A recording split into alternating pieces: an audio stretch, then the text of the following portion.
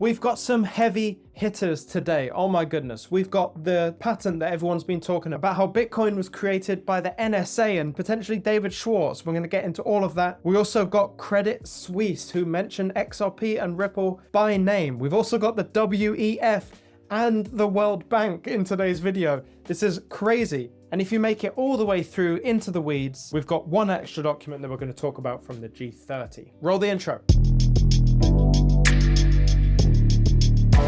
So it's been all over Twitter and all over the internet about how Bitcoin was made by the NSA. And I just want to get into the differences between what we know and what is speculation, just so that you can navigate this space a little bit easier. So we're right in here with that United States patent made by David Schwartz. This is patent number 5,025,369. And the patent was made all the way back in 1991. I was born literally a couple of months before this patent came out.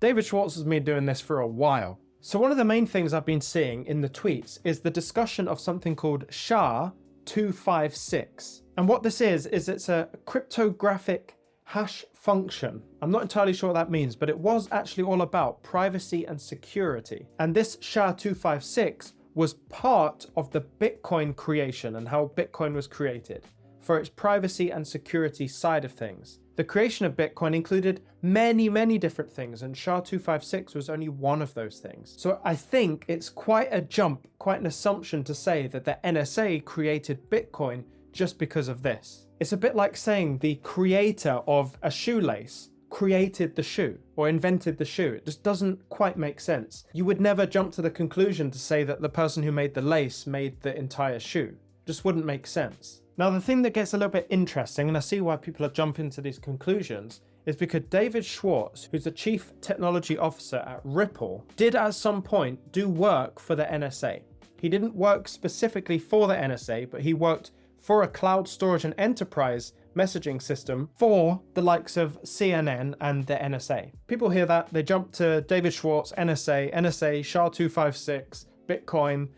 David Schwartz is Satoshi Nakamoto all of a sudden, and the NSA, the US government, made Bitcoin. And I completely understand the speculation and the conspiracy side of things, and it kind of all makes sense, and I understand. I'm not kind of swaying one way or the other. I'm just saying, maybe it's good to have maybe a level-headed approach with this, and just understand the context of the way things work, and then make your assumption about what's happened. And in the patent itself, this is what I also found interesting. In the patent itself, it doesn't actually even mention SHA-256 at all. The only connection to NSA within this patent is the fact that David Schwartz potentially did work for the NSA, and that he's a cryptographer, and that cryptography is used in Bitcoin. And a certain piece of cryptography was used in the creation of Bitcoin, which was created by the NSA. So it gets very convoluted. Additionally, the patent doesn't actually talk about blockchain or cryptography at all. It talks about a distributed ledger kind of system or distributed computer system. So it doesn't actually even mention blockchain even, or cryptography or cryptocurrency. It doesn't mention any of that in the patent. So I really think people are jumping to conclusions here and creating speculation, which is fine, but it shouldn't be coming from the patent as the reason for all that speculation. There's nothing really there. But most people won't go into the patent and have a look for themselves. They'll just believe whatever they see. So on the 28th of January, 2021, Credit Suisse did a research piece about the Americas, and it was all focused on payments, processors, and fintech. And they're essentially going through all the various parts of payments, processors, and fintech, and categorizing the best technologies that go within each of them. You know what's coming. And right on page 250 out of 302, this is massive. It's only massive, I think, because the font size is ridiculous. But what you've got here is you've got cryptocurrency's impact on the payment ecosystem. This is point number 38. And it says right under the title of this, there are nascent and niche use cases we plan to monitor. Cryptocurrency in general's impact on the payment ecosystem isn't that interesting, but there are some niche use cases that they're going to keep monitoring. Let's get into it. So one of the areas it talks about is country to country payments. We know this as cross-border. And it says this: existing platforms, for example, TransferWise, Remitly, Western Union, and RIA, already have developed global treasury operations and innovations that effectively enable real-time, country-to-country, cross-border payments at reasonably low fees. So within remittances, it talks about MGI Ripple, and this is MoneyGram and Ripple's partnership. Now, obviously that's a little bit dated because I believe that partnership has kind of fizzled out, but they had their eyes on XRP. And while I can read this out and how XRapid was working and how they were utilizing XRP, but it also talks about how TransferWise have evaluated various blockchain technologies, including Ripple, but have yet to find a solution that enables them to improve on their current speed and costs. And then interestingly, it goes down to Western Union and it says also evaluating Ripple. Hang on. Why is Ripple being mentioned so many times in this, especially at this time period in 2021? Credit Suisse were being inundated with Ripple information. And I think what happened in the end, because I think TransferWise, MoneyGram, and Western Union, I don't think those things are continuing on with Ripple, but they really seem to focus in this research piece about how country-to-country remittances were basically inundated with Ripple technology. But what we found here on the side here is we're talking about cross-border business to business is the most meaningful medium-term use case for crypto payments. So the most meaningful use case for crypto payments. And it talks about it here. Ripple, who have 300 financial institutions using a platform called RippleNet, which provides an option to use XRP cryptocurrency. Now, think about this. Provides the option in RippleNet. The court case comes along and people no longer can use the XRP asset just because of its lack of clarity. And it goes down, it starts to talk about JP Morgan coin, which will be used for securities transactions, which is fine. IBM WorldWire use a cross-border solution that uses Stellar protocol. Then you've got R3 underneath talking about cross-border payments, and it says R3 offers Corda Settler, which supports XRP, but intended to support multiple options. Of course, R3 is working in the middle. XRP is just one of those assets that is supported. And you've got this wonderful list kind of matrix here on this document, which is really, really great. It says a US focused mapping, including select regional platforms. And this is all about payments and payments related fintech private companies. And you can see there's so many different things that happen here. You've got cryptocurrency wallets and payments. You've got Dash, Coinbase, Circle, blockchain, which is a weird word to put in there, Binance, BitPay. Then you go along, you've got networks, you've got the faster payments networks, you've got the clearinghouse in the US, RTP, real-time payments. You've got SmartLink, UnionPay, RuPay in India. So it breaks down these elements in all these different ways, but you get all the way down to business payments and all the way down, narrowed again down to cross-border payments. And there you have it, Ripple, right in the cross-border area. Now, what's great about Ripple is that they have this prime offering, which is cross-border payments, which I believe will be the start of the utility run. These cross-border utilities that XRP offers. In all the documents, and I've probably read more documents than most, they all seem to lean towards, specifically XRP, specifically with their cross-border payments service and the benefit that they offer to cross-border payments.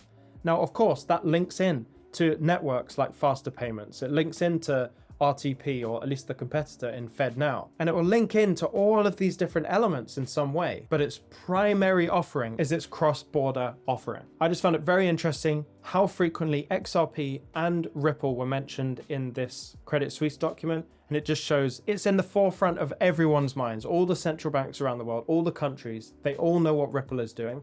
They just have to evaluate on their priority list, where does cross-border payments fit on their priority list? If it's high, it's Ripple.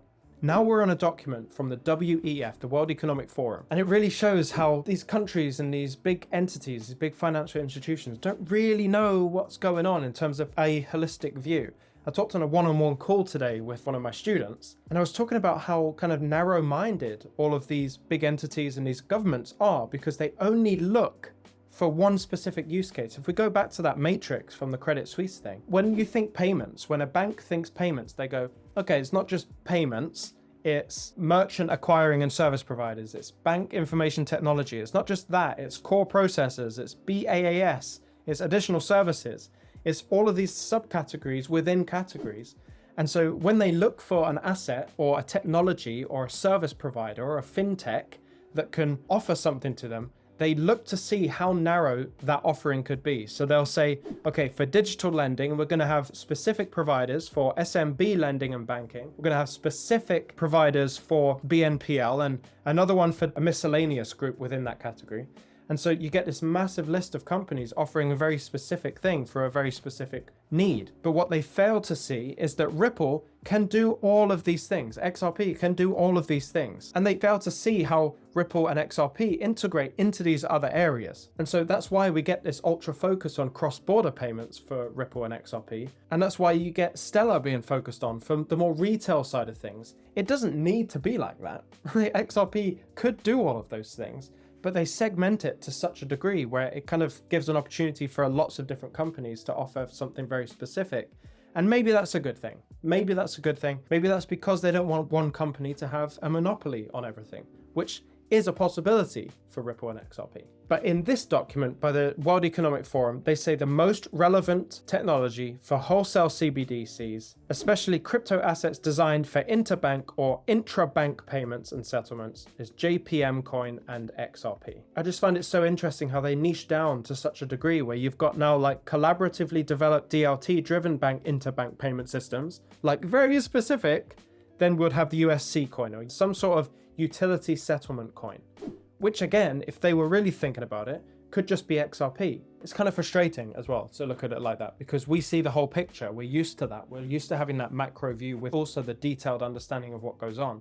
But these guys, they blinded themselves. If we want specifically cross-border payments for interbank payments, we're going to have one provider for that, and that's going to be Ripple. Fine, but there's so much more that it can do. Why don't we just focus on the scale of what it can do rather than just this niche down thing? I'd anticipate though, this is part of the plan, and Ripple understand that this is what happens. Their foot in the door, the lion's leg into the tent, if you watched yesterday's video, is hey, we have RippleNet for cross-border payments, and we also have this upsell later on of XRP that is just clearly a whole new way of doing banking. Next, we've got a document from the World Bank. Gets really interesting down here on page 52 on cross-border aspects.